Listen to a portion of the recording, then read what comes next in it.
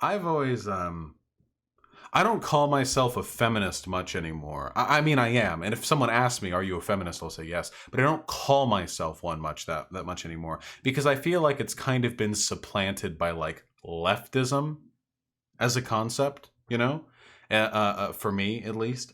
So when I say like I'm a leftist or I'm a progressive, like feminism kind of gets roped in with that, you know. But the stories we tell about what it means to be a man are like really weird. The Borderline Bar and Grill, a tale of men and masculinity. Okay, I'm ready. I want to learn, what does it mean to be a man? I've lived my life in frantic confusion up until this point, but I'm ready to learn. The mass shooting at the Borderline Bar and Grill in Southern California on November 7th, 2018, is a tale of men and masculinity. All right. Lost in the carnage is a lesson.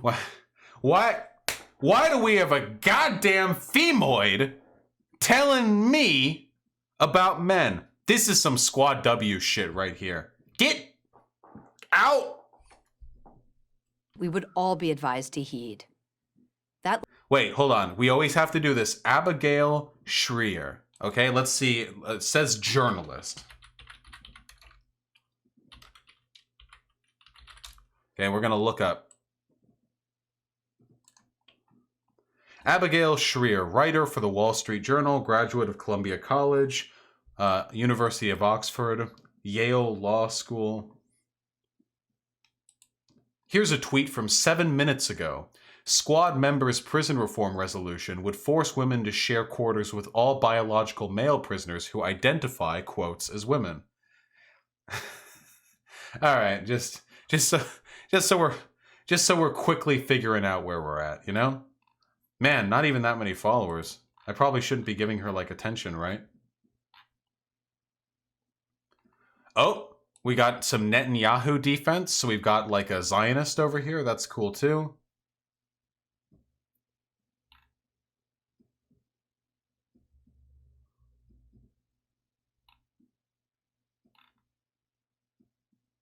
Transgender Awareness Week starts today. What is it? An excuse for schools to promote gender ideology and gender confuse your children. Fascinating. Here's a book by her. Irreversible Damage. The Transgender Craze Seducing Our Daughters. Okay. Just making sure we understand what's going on with this person. Journalist. That lesson has little to do with... Just so you guys know, just so we clarify, by the way, journalism means when you report factual information on stories, not when you give editorialized headlines and write books about the degeneracy of modern gender theory. There's just different things. I wouldn't go with journalist here, maybe so much as pundit or dipshit or maybe worthless cunt. But, you know, again, like maybe I'm being semantic here. With the monster who took lives and everything to do with the men who saved lives. The killer was 28 years old, lost, lonely, and living with mom. He had Whoa, don't shit talk mom here. I bet mom was lovely. been a regular at the Borderline Bar and Grill.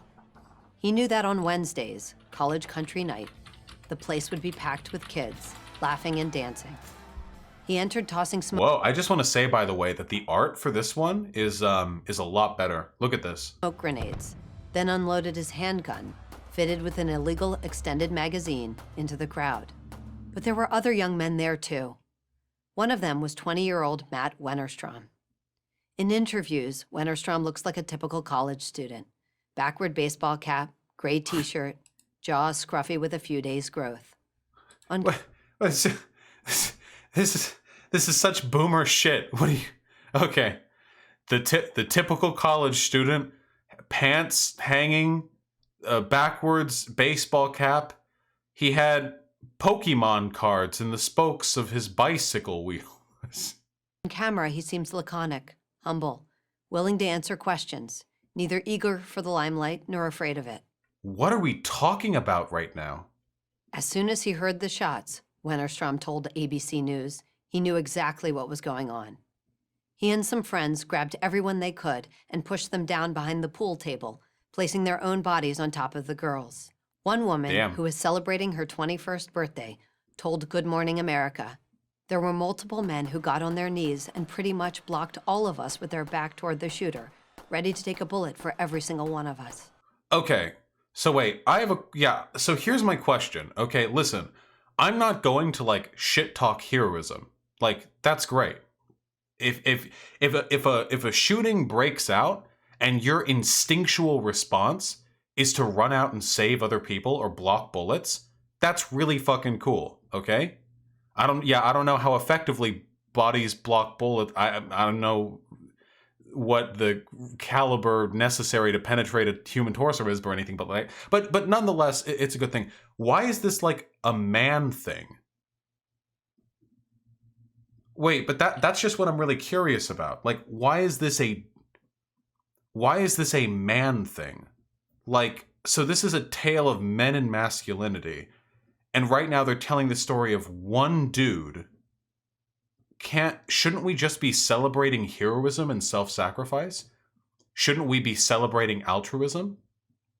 It's really strange to me that whenever stuff like this happens, when a woman does something that's really heroic, that's cool. But when men do something that's really heroic, they're a paragon of masculinity.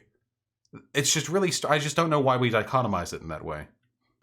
When the shooter paused to reload, Wennerstrom grabbed a bar stool and tossed it through a window. Like, also, the shooter was a man. The vast majority of violent crimes are committed by men. The vast majority of mass shooters are men. If you want to talk about a story of masculinity, why don't we talk about the perpetrator?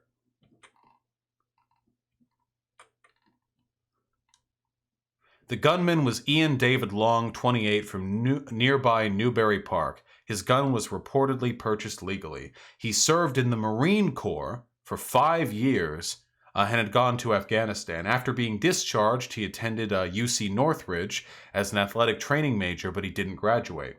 He was previously living with roommates, but was with his mother at the time of his shooting. A cousin told the media that his father had died from cancer early in his life. He frequently attended the bar. He had a mental health crisis team visit him in 2017 for his irate and irrational behavior, but they did not detain him at a psychiatric facility. A high school teacher raised claims that Long had physically assaulted her as a student, but was encouraged not to push the incident so as to not endanger his future in the Marine Corps. Oh, that's nice.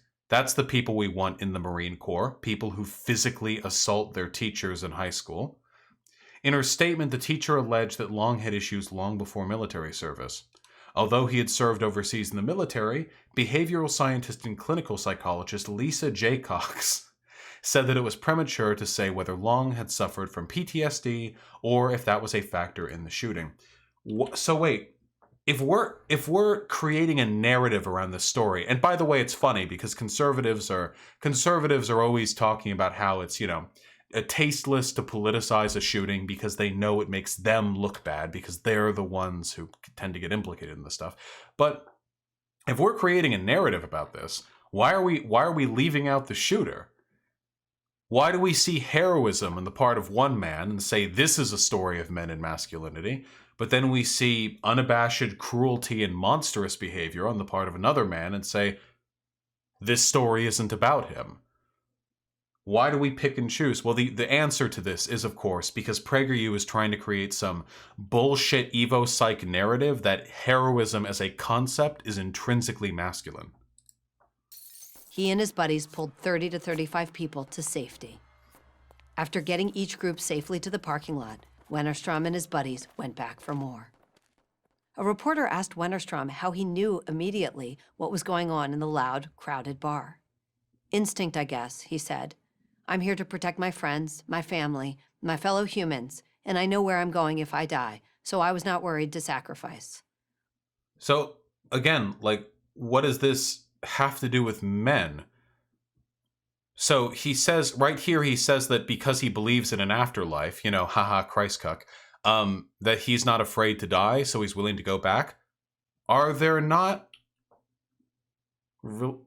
female Christians? The only characteristic right now that's been associated with his heroism is his belief that he knows where he's going to go when he dies. But so do tons of women. What does this have to do with men? If we're just because men are there, then we have to include the shooter too, whose apparent rise to infamy was unquestionably associated with his masculinity. I mean, again, after all, most violent crime is committed by men. Most mass shootings are committed by men. All I wanted to do is get as many people out of there as possible. This is the masculinity we so often hear denigrated. What the fuck are you talking about? For one, that had nothing to do with men.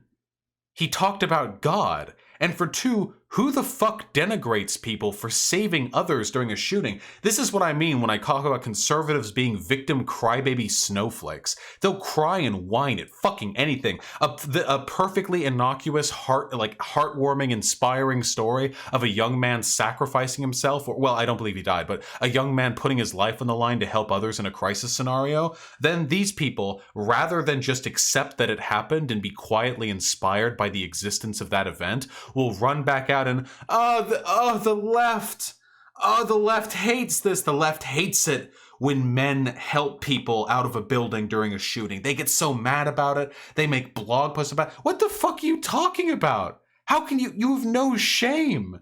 You'll cry. You cry about anything. Pack up your tears, you baby. Put them away. Drink water. Have a sippy. You're getting dehydrated from all of the crying. I haven't taken a drink all stream because I am not crying, because I'm not a baby like you. This is crying. Look at this. Wah. It takes as its duty the physical protection of others, especially women. What the fuck does it?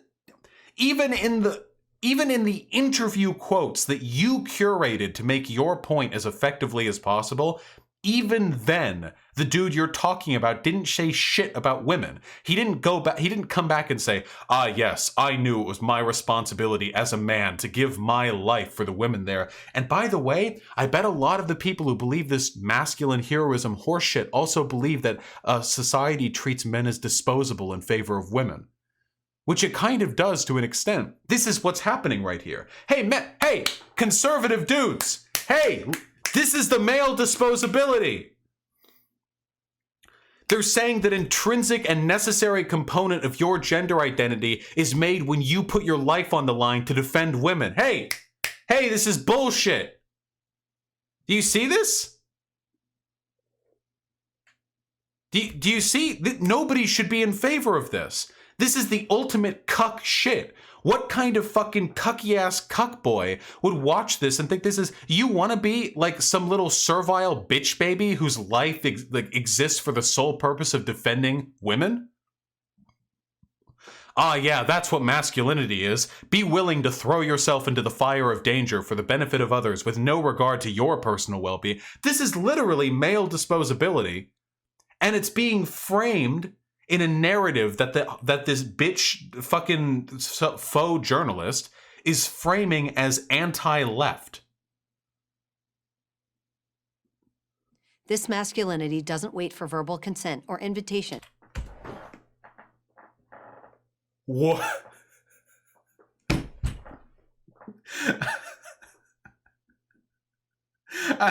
Okay. That's what I'm talking about. I'm a real fucking man. That's why I just keep raping people. That's what I'm talking about right here. This bitch that we're looking at right here 100% loves that shit. It's like how Ayn Rand got off on rape too. You read her fucking books too. 100%. What? These real men don't wait for consent. Isn't it kind of sexist you only call female right-wingers bitches? I encourage you to pay more attention because I promise you I call lots of people bitches. I called David Pac-Man a bitch like 30 minutes ago. And he's not even right-leaning. To push a person out of harm's way. It sends hundreds of firefighters. Wait, what? Protection of others, especially women.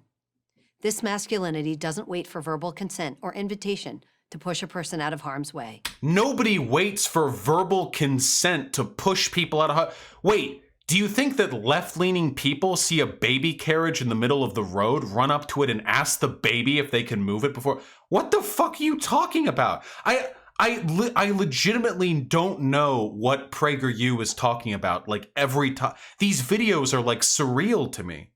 They're actually I don't understand. They make no sense to me. Ah, yes, the classic lefty dilemma. Your school is being shot up, and you know that if you run out, you might be able to save the lives of some of your classmates, but they're injured and aren't currently in a state where they can respond to you quickly. Do you, A, run out and save everyone's life, or B, wait and ask for their expressed verbal permission that they can choke out between the sobs as blood gushes from the arterial fucking veins in their thighs?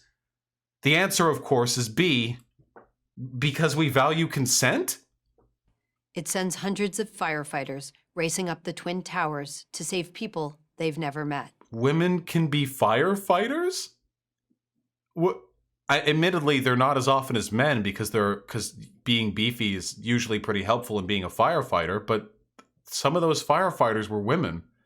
Are they masculine women? When they went up there to save people, were they like... Did they become masculine? Or were they just heroic? A genderless characteristic?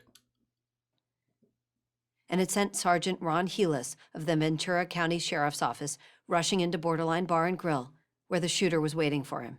Wait, that was masculinity? Are you telling me that if the police chief of that county had been a woman, she wouldn't have raced in to stop the active school shooting? Wait, what? What the fuck are we talking about? Like it's a fucking chief, you gotta go in there. We gotta talk them down. There are people dying. There are people all over the place. There's blood everywhere. Couldn't I get a man to do? What the fuck are we talking about? If we wanna go like full fucking like andro supremacy, like men over women, we have all the superior, then bitch, I'm sorry, you know what else is associated with masculinity? Public speaking. Why the fuck are you on my screen right now? Get your stupid fucking womb out of my fucking face. And I know you've got a womb from the shit you've written about trans people. Get that shit out of my face. What the fuck what kind of fucking authority do you think you have telling me, a man, how to feel about myself? You stupid bitch. I gotta go handle a call, Helis had just told his wife over the phone. I love you. The 54-year-old husband and father died at the hospital from the wounds he suffered as he tried to stop the rampaging gunman. Damn, if only he wasn't a man and was a female police chief, at which point they wouldn't have done that. The way so many women have a natural ease with caring for children, so many men have the instinct to protect and serve. Wait, for real though, like for one, again, if so many men have the instinct to protect and serve, why are men overwhelmingly represented in violent crime? Protect and serve with all the rape and murder men do disproportionate to women? Are you fucking kidding me? We're done with the video. Like, fuck this shit. We're done with the video right now. But like, this is unironically cuck shit. If you watch this and you think, yes, this is what it means, you're a fucking cuck, dude. If you're a man, you're subscribing to a system that oligarchs and billionaires are paying propagandists to disseminate the ideas surrounding. You're subscribing to a system that tells you that you are disposable, you exist to serve other people, that you are a tool or a soldier to be used up by others, that an intrinsic component of your masculinity is selflessness. And if you want to live your life independent of those expectations, you're unmasculine. And likewise, this bitch over here is also telling you that you, by virtue of being a man, are not capable of caring for kids as well as women, which, hey, is the reason why family courts disproportionately award children to mothers after a divorce. Maybe it's that expectation that women make better mothers. This is actually misandry. This is literally actually misandry.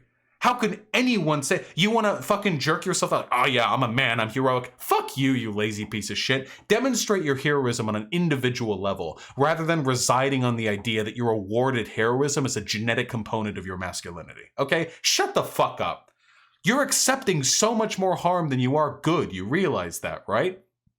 Congratulations. You're a hero. Woo! That means it's your job to die for other people, to selflessly serve institutions that don't give a shit about you, and to accept the fact that Karen is going to take your kids when you divorce because she fucked someone while you were away in service, because the family courts are going to assume that you're going to be a worse parent, even though your wife is now addicted to crack cocaine.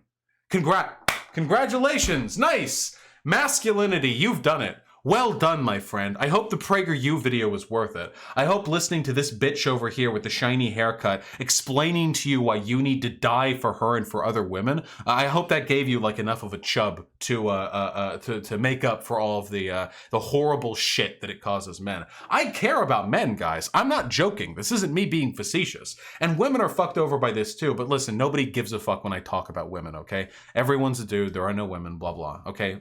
We can only dream. I genuinely do care about like men and men's issues. This actually is misandry. So I don't fucking know. Like, whatever. Nice meme. Nice meme. Nice meme, Karen. Thank you. Congrats. Didn't know PragerU hated men so much. Disgusting.